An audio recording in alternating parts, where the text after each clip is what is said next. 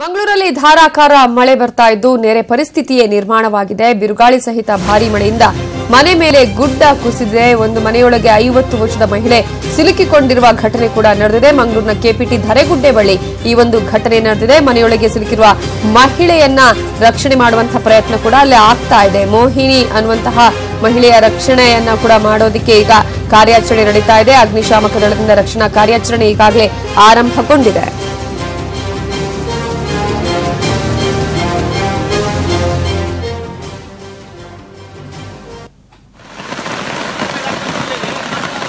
ಮಂಗಳೂರಲ್ಲಿ ಎಡೆಬಿಡದೆ ಧಾರಾಕಾರವಾಗಿ ಮಳೆ ಸುರಿತಾ ಇದೆ. ಒಂದ್ ಕಡೆ ನೆರೆ ಪರಿಸ್ಥಿತಿಯ ನಿರ್ಮಾಣ ಆಗಿದೆ. ಅದರಲ್ಲೂ ಕೂಡ ಈಗ ನಾವು ದೃಶ್ಯದಲ್ಲಿ ಗಮನಿಸಬಹುದು, ಬಿರುಗಾಳಿ ಸಹಿತ ಭಾರೀ ಮಳೆಯಿಂದಾಗಿ ಮನೆ ಮೇಲೆ ಒಂದು ಗುಡ್ಡ ಕುಸಿತ ಆಗಿದೆ. ಈ ಹಿನ್ನೆಲೆಯಲ್ಲಿ ಮನೆಯ ಒಳಗಡೆ ಸಿಲುಕಿಕೊಂಡಿದ್ದಂತಹ ಮೋಹಿನಿ ಅನ್ನುವಂತಹ ಮಹಿಳೆಯನ್ನ ರಕ್ಷಣೆ ಮಾಡುವಂತಹ ಕೆಲಸ ಕೂಡ ಈಗಾಗಲೇ ಆಗ್ತಾ ಇದೆ.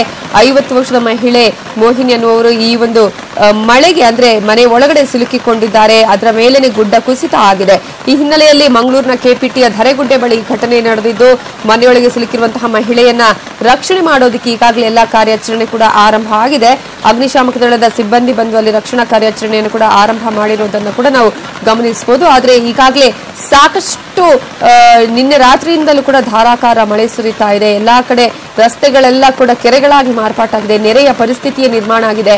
ಮುನ್ನೆಚ್ಚರಿಕಾ ಕ್ರಮವಾಗಿ ಕೂಡ ತೆಗೆದುಕೊಳ್ಳಬೇಕು ಅಂತ ಹೇಳಿ ಈಗಾಗಲೇ ಮಾಹಿತಿಯನ್ನ ಕೂಡ ಜನರಿಗೆ ನೀಡಲಾಗಿದೆ. ಈ ಬಗ್ಗೆ ಡೀಟೇಲ್ಸ್ ಕೊಡೋದಕ್ಕೆ ನಮ್ಮ ರಿಪೋರ್ಟರ್ ಭರತರಾಜ್ ಈಗ ಫೋನ್ ಸಂಪರ್ಕದಲ್ಲಿದ್ದಾರೆ. ಭರತರಾಜ್, ಒಂದ್ ಕಡೆ ನಿನ್ನೆಯಿಂದಲೂ ಕೂಡ ಧಾರಾಕಾರ ಮಳೆ ಸುರಿತಾ ಇದೆ. ಜನರಿಗೆ ಮುನ್ನೆಚ್ಚರಿಕಾ ಕ್ರಮವನ್ನಾಗಿ ಏನಾದ್ರೂ ಜಿಲ್ಲಾಡಳಿತ ಹೇಳಿದೆಯಾ? ಜೊತೆಗೆ ಮನೆ ಒಳಗಡೆ ಸಿಲುಕಿರುವಂತಹ ಮಹಿಳೆಯ ರಕ್ಷಣೆ ಆಗಿದೆಯಾ, ಅಲ್ಲಿ ಆಗ್ತಾ ಇದೆಯಾ, ಹೇಗೆ? ಎಸ್ ನವಿತಾ, ಬೆಳಿಗ್ಗೆಯಿಂದ ಜೋರಾಗಿ ಸುರಿತಿರುವಂತಹ ಮಳೆಯಿಂದಾಗಿ ಮಂಗಳೂರಿನ ಜನರಂದು ಸಂಪೂರ್ಣವಾಗಿ ತತ್ತರಿಸಿಕೊಂಡು ಹೋಗಿದ್ದಾರೆ.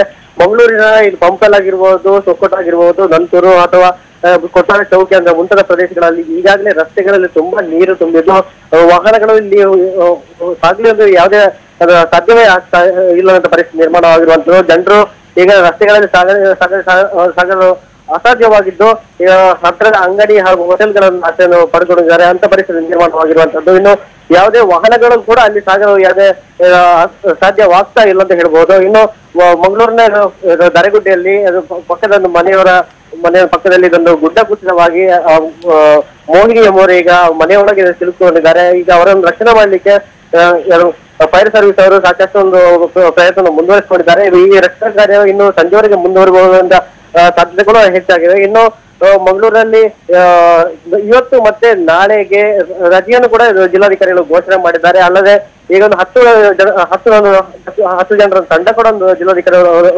ರಚನೆ ಮಾಡಿದ್ದಾರೆ. ಅದರಲ್ಲಿ ಯಾವುದೇ ಸ್ಥಳದಲ್ಲಿ ಕೂಡ ಏನೋ ತೊಂದರೆ ಆದ್ರೆ ಕೂಡ ಜಿಲ್ಲಾಡಳಿತವನ್ನು ಸಂಪರ್ಕ ಮಾಡುವಂತೆ ಕೂಡ ವ್ಯವಸ್ಥೆಯನ್ನು ಮಾಡ್ಕೊಂಡಿದ್ದಾರೆ. Okay, thank you Bharat ಡೀಟೇಲ್ಸ್ಗೆ.